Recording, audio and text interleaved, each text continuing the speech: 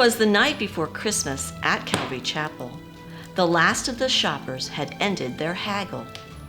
People were now getting ready for church. They chose Calvary Chapel on an internet search. When they arrived and saw under the tent, the Yoders were stirring a sweet coffee scent. The ushers were standing by the doorways with care, in hopes that the worshipers soon would be there. The snowflake gifts purchased and given away. Out-of-town travelers were on the highways. People and their kids got into their cars to drive into church from near and from far. Some of the church members had stayed in their homes. At the time of Corona, they preferred not to roam. Some came anyway and put on their mask. Some watched online and still had a blast. The chairs were arranged to promote social distancing. As usual, the sanctuary was cold from the air conditioning. The ushers had wiped down all of the rails, the toilets unclogged, no stench to inhale. JP and Nathan had swept all the floors. Madison and Andrew had completed the chores. The building was ready for the Christmas crowd. Vernon would make sure the music was loud.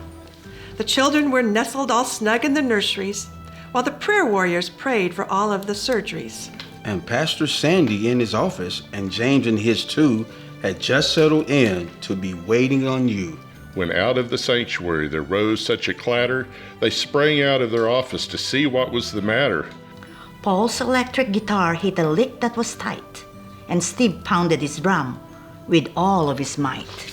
And Alice started singing in the wonderful way she does. And, thanks to Vernon, there was no annoying buzz. When what to my wondering eyes see afar, Matt Houston to the rescue with his repaired guitar. More rapid than feedback, his helpers they came. He whistled and shouted and called them by name. Now Caitlin, now Alyssa, now G-Day and Maddie. On Paul, on Steve, on Andrew and Allie. But what about the children who come on this night? We need to point them to the Savior's bright light.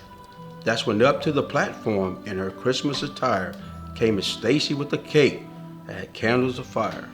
The kids all departed to hear the Christmas story of God becoming a man and laying aside his glory.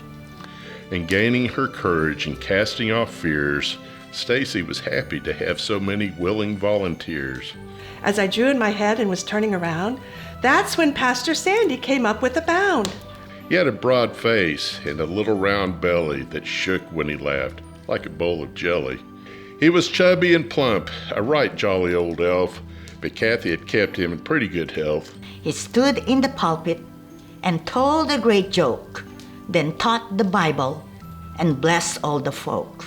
He reminded the people of the child in the manger, that the angel told Joseph of the upcoming danger, of how Jesus was given frankincense, myrrh, and gold. The shepherds came to Bethlehem, a king to behold. God's people encouraged sprang to their cars, drove merrily home under the light of the stars. And then in a twinkle, they sent out a tweet that the Christmas Eve service had been a real treat. Sandy sprang to his truck, to his staff gave a whistle, and away they all flew like the down of a thistle. And the Calvary Chapel team drove out of sight. They all shouted, Happy Christmas to all, and to all a good night.